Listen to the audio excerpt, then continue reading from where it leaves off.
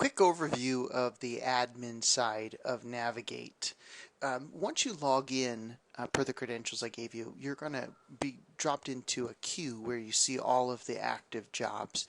You'll see a couple in here that say Banner Test, Test for Kyle, Test for Banner. You could really pick any of those particular items and open those. That one that we had been working on, which is the $22 job. In essence, you could click this little pencil here, and this is going to dive a little bit deeper into the job itself. It's going to cover a lot of the attributes. If there was a third-party vendor that we were going to work with, we could choose that vendor. You could see from the different options here that would send it along to that individual. You could see any files that were attached to this. We could look at any reports related to this, a job summary, job detail, pick list if there was something sitting on a shelf. We could look at the shipping options. We could edit the item if we chose to, edit the order, and then also look at the payment arrangements that have been made. This would obviously, if there was an invoice had been generated, it could show that here as well. So from a status perspective, the order has been received. The trick here is that we can release this directly to a machine if you choose by changing the status. So we would move the status in really depends on, again, how you customize this, or the folks in the shop are customizing this. But in essence, we would move it along to, say, the press, which in this case may be the copy machines. As we do that, it's going to automatically release that to the machines if that's the step we chose. And you can see here that it updates the status. Now, not only will it update the status on the administrative side, but also on the user side. They'll be they could be notified that it's now in production. There are a large number of other options that go along with this, but based upon the time associated with what we're working on, I want to minimize what we talk about.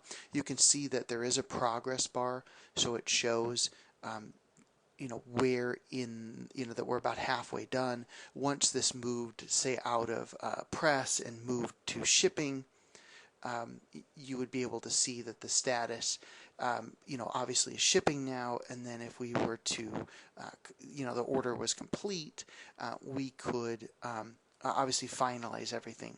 Now there are barcodes that can go along with this, and so when the operators in the print center are utilizing this, they'll scan this barcode at the different stations that are appropriate to them. So at the copy machine level, at the shipping level, and that automatically updates that status that you and I were just manually updating. It also gives the specifics of the job, and a lot of times they'll use this as the cover page. So you can also use this side menu here to change anything related to the site. About 99% of anything that you'd ever want to adjust: the look and feel, the workflow, invoicing, payments, charges associated with everything is very, very simple to use. As you'll get a chance to obviously kind of poke around in here, you can change general settings, locations, pricing engines, shipping options, so on and so on, who has rights to approve jobs, the workflows. So you can see there's obviously a list here of different things that we can go into and modify. And then in addition to that, you can also manage different sites inside the Navigate engine. So you may start with Banner 1, but you may have a side project a year from now called Banner 2. The idea meaning that maybe you're going to let a third-party group utilize that site to order jobs. Maybe you partner with another hospital group and you're going to do the printing for them. You could have your primary site, a secondary site, as many sites as you choose, and all those can have their own look and feel, all their own pricing engines, all their own rules. It's really like having multiple instances of Navigate, but you manage it all from one interface. There's also a set of tools. One being that report manager.